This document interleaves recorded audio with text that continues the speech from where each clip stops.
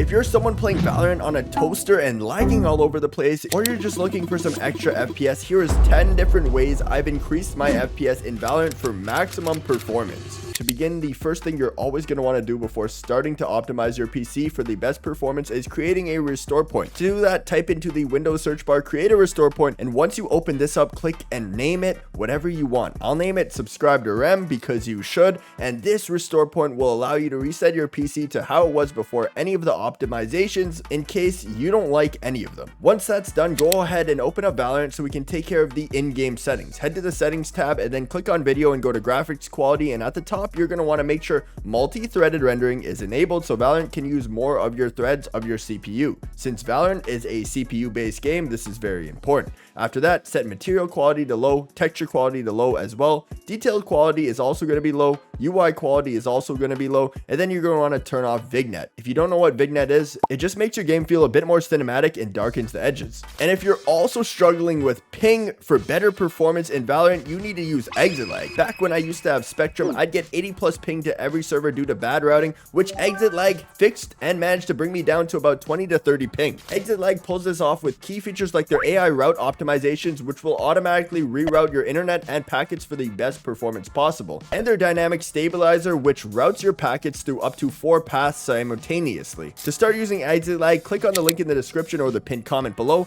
and sign up on their trial to download so that you can get a free 3-day trial. Once you open up exit lag, head to the library and you'll notice they support literally every game you could possibly think of, but for this video we'll be using Valorant. You can either automatically apply routes, or what I've noticed works best for me is choosing the specific server that I want to play on in the manual selection. Here's what my ping looked like to Texas before and after. Exit lag is running a special promotion where you can get 50% off their annual plan that's basically 6 months for free, or if you have a duo or squad, you can get duo and squad plans at an even greater discount. So if you want to try out exit lag, use the QR code on screen now or get it from the link in the description or pinned comment. Now let's get right back to the video. After that, we're going to be turning off VSync. VSync is a very common problem for people who should be getting a lot of frames but don't. This setting will cap your game's frames to your monitor's refresh rate, which can make the game feel a bit choppy if you're on a low refresh rate monitor. It also slightly adds latency, so this setting is overall bad. After that, set your anti-aliasing to none. This is just another graphical setting. Then set anti-stropic filtering to 1x, another graphic setting, and then we'll add improved clarity to off since it's not needed. Experimental sharpening to off, and then we'll be turning bloom off. This one is a must to turn off for FPS. Distortion will also be off as well, and then cast shadows we're going to be turned off also. You never see player shadows in Valorant, so it's not important. These last 5 settings are all FPS killers, but for the performance you lose, they do make your game a bit nicer. It's up to you, but I find them better off than on personally. After that, go to your general settings and make sure that your game is running in full screen, not windowed full screen, and if you struggle with frames a lot, you can actually turn down your resolution or use a custom resolution,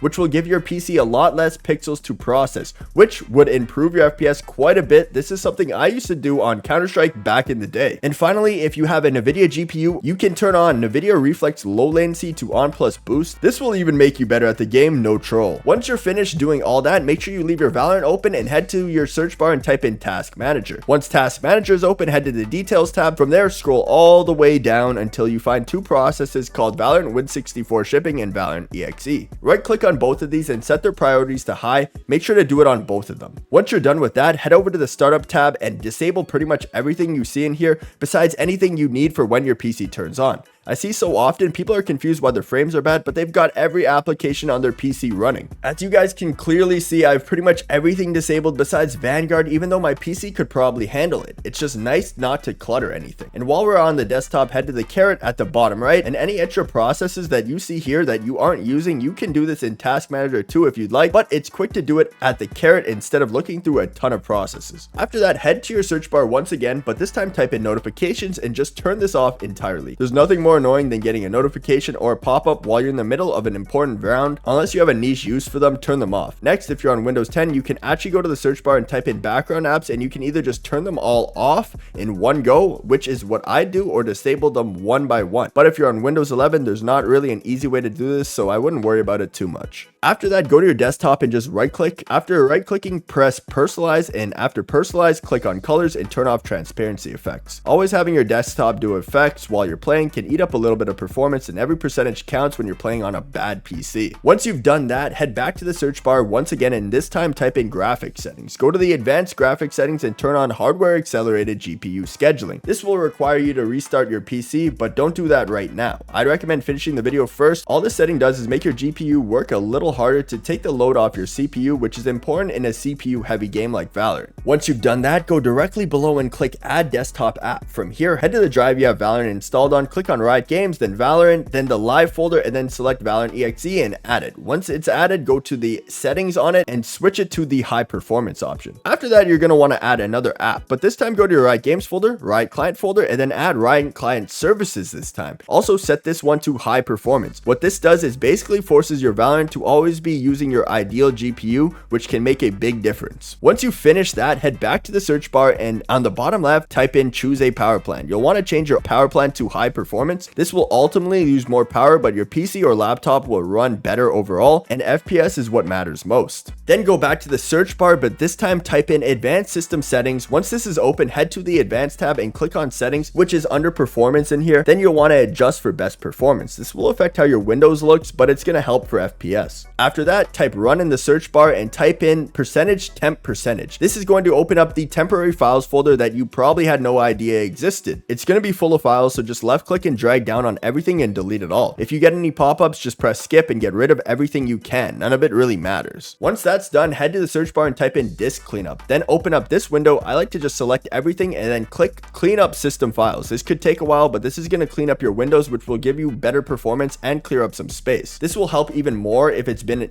years since you've had your PC. Once that's done, type in the search bar defragment drive. Check your drive there. This will make sure your drive doesn't have any issues currently. This might also take a bit, but these are good things to do once in a while just to check up on things. After that, open up your GeForce Experience or AMD Radeon, depending on what GPU you have, and update your drivers if you haven't. One thing people don't know about graphics cards these days is that they age like wine. Your GPU gets a decent margin better when it was first released due to your GPU driver updates. Once you've updated your drivers, right click on your desktop and open the NVIDIA control panel. Then head to 3D settings. There's a bunch of settings here, so let's start with image scaling. Turn this on and set it to 50%, then turn off ambient occlusion. Anti-tropic filtering, turn off. Anti-aliasing FXAA will be turned off. Next, anti-aliasing gamma correction we're going to turn on, and then anti-aliasing mode we need to set to off. Background application max frame rate needs to be set to off. Set CUDA GPUs to all. This enables all of your GPU CUDA cores to be used. Then set your DSR factors to off. Set low latency mode to ultra.